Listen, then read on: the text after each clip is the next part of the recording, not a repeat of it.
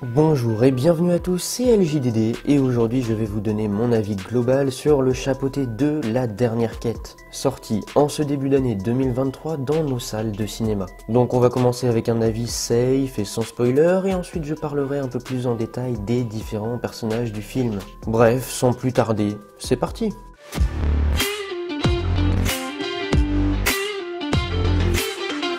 Alors, le Chapeauté 2 est-il à la hauteur de son prédécesseur? Eh bien, selon moi, oui. Et même s'il est, je pense, plus intéressant que le premier film, sous certains aspects, le Chapeauté 2 a aussi été une grosse frustration pour moi. Alors, c'est personnel, mais je vous expliquerai un peu plus pourquoi en fin de vidéo. Bon, pour commencer, sachez que si vous aimez les films d'animation qui n'ont pas peur de sortir du genre gnangnan habituel, pour proposer une vraie action au rythme effréné et avec une vraie trame scénaristique, ce film est clairement fait pour vous. Bon, visuellement c'est bluffant, avec le mélange d'animation 2D et 3D qui crée un vrai charme. L'intro est assez cool et l'histoire est extrêmement simple mais logique, efficace. En quelques mots, c'est juste le chapeauté qui, de par son arrogance, va gaspiller 8 de ses 9 vies de chat avant d'entamer une quête pour trouver une étoile qui lui permettra de recouvrer des vies. Donc on retrouve bien entendu à ses côtés Kitty Patte de velours et puis un chien insupportable. Comme vous vous en doutez, Poté n'est pas le seul à poursuivre cette quête, ses ennemis aussi poursuivent le même but. Bon, ça paraît classique en apparence, mais vous verrez que le thème de la mort et du gaspillage de la vie est en fait très bien abordé par le film. Il y a une vraie réflexion là-dessus en fait. Mais ça, on y reviendra en deuxième partie de vidéo. Je vous le recommande vivement ce film et j'y attribue la note personnelle de 7,5 sur 10. Pour ceux que ça intéresse ou qui n'ont pas peur des spoilers, nous entrons maintenant dans le vif du sujet. Bon, je reviens tout d'abord sur l'animation, qui est d'une rare qualité et qui ose même à certains moments montrer des gouttes de sang à l'écran. Un fait bien trop rare dans le cinéma d'animation qui mérite d'être souligné. Les mélanges entre les personnages en 3D et les explosions ou même certains éléments de décor en 2D fonctionnent parfaitement et d'ailleurs ça m'a vraiment fait penser au style d'animation très cartoon proposé par Spider-Man Into the Spider-Verse. Avec tous ces mélanges, vous savez, de styles d'animation différents et puis les réductions de fréquence d'image sur certaines scènes qui ne fonctionneraient pas du tout sur un film en live action, mais qui marchent très bien dans ce film d'animation pour donner un côté saccadé avec un effet presque bande dessinée ou comics. Donc du côté artistique, la claque est au rendez-vous. Mais qu'en est-il des personnages, car c'est ici que pour moi le bas blesse. Alors attention, les personnages ne sont pas mauvais en tant que tels, mais leur temps d'écran est pour moi mal utilisé et a créé chez moi une très grande frustration. Bon, attendez, je m'explique. En gros, on commence avec une super scène d'intro avec des méchants random que Poté affronte à tour de bras et qu'il bat à chaque fois et qui font monter son ego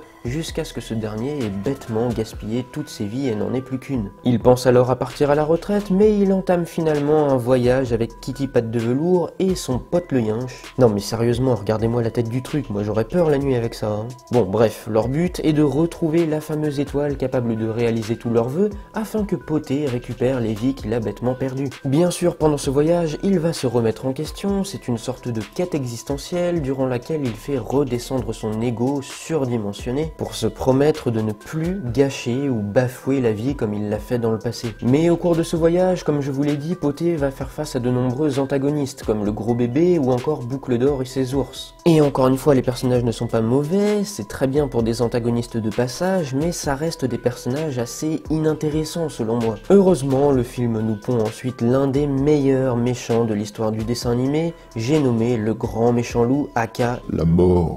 Ce personnage est juste le méchant parfait, car il n'est justement pas méchant en tant que tel, mais il est simplement la mort incarnée, chargée de punir ceux qui, comme Poté, ont bafoué la vie. Mais le gros problème de ce film, c'est qu'il pond l'un des meilleurs méchants de la décennie, oui, mais il le sous-utilise. Alors, c'est que mon avis, je ne vous dis pas que j'aurais voulu le voir surutilisé dans chaque scène, mais j'aurais simplement aimé le voir un peu plus, toujours derrière Poté, ne lui laissant aucun répit, un peu comme le concept de la faucheuse qui vient vous chercher et qui vous aura si vous vous arrêtez de fuir. Mais au lieu de ça, on nous présente le loup, qui est excellent et qui nous fait tout de suite oublier les autres antagonistes secondaires, et c'est pourtant ces antagonistes secondaires et oubliables qui continuent d'avoir le plus de temps d'écran. Je ne sais pas, ils auraient pu trouver une combine pour que le chapeauté mette le gros bébé et boucle d'or sur une fausse piste, pour s'en débarrasser et puis continuer avec un rythme effréné où Poté doit retrouver l'étoile avant que le loup ne lui reprenne sa dernière vie. Et on aurait ainsi eu la bataille finale contre le loup avec éventuellement les autres méchants qui seraient arrivés vraiment un peu à la bourre après,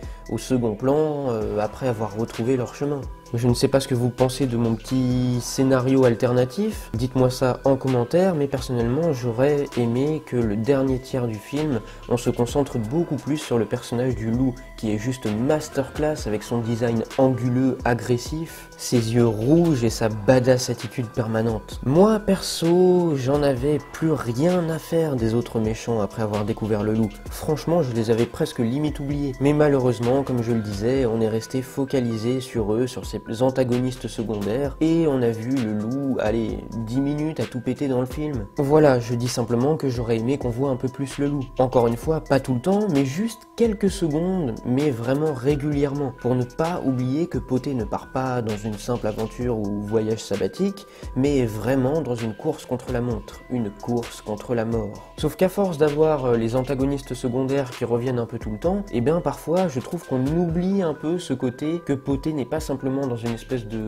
croisade d'aventure, mais bien pourtant dans une course contre la montre. J'avoue que je ne comprends pas comment les mecs ont pu faire le plus dur en créant un méchant de génie avec son sifflement qui glace le sang, et le sous-exploiter à ce point. Bien entendu, ce n'est que mon avis, et d'ailleurs n'hésitez pas à me dire en commentaire si vous aussi vous avez eu cet effet désagréable de frustration, ou si au contraire vous pensez qu'en voir plus du loup aurait été trop. Vraiment, ça m'intéresse, dites-moi tout ça en commentaire. Sinon, pour finir sur du positif, eh bien la scène finale propose un combat relativement dantesque, tant du point de vue visuel, qui fait presque animation japonaise ultra quali, que d'un point de vue scénaristique, avec Poté qui affronte enfin ses responsabilités en la personne du loup, et finit par passer un genre d'accord, de pacte avec la mort elle-même. Vraiment excellent, le premier film d'animation à m'avoir réellement surpris depuis bien longtemps. Et c'est ça qui fait que malgré ma frustration, je pense que je préfère tout de même ce film par rapport au premier, que j'aimais déjà beaucoup, mais qui abordait peut-être moins de thèmes que ce deuxième opus. En dehors de la relation fraternelle qu'avait Poté avec le personnage de l'œuf, et qui apportait au premier film une dimension dramatique. Ici, on est plutôt sur des valeurs de remise en question, de responsabilité,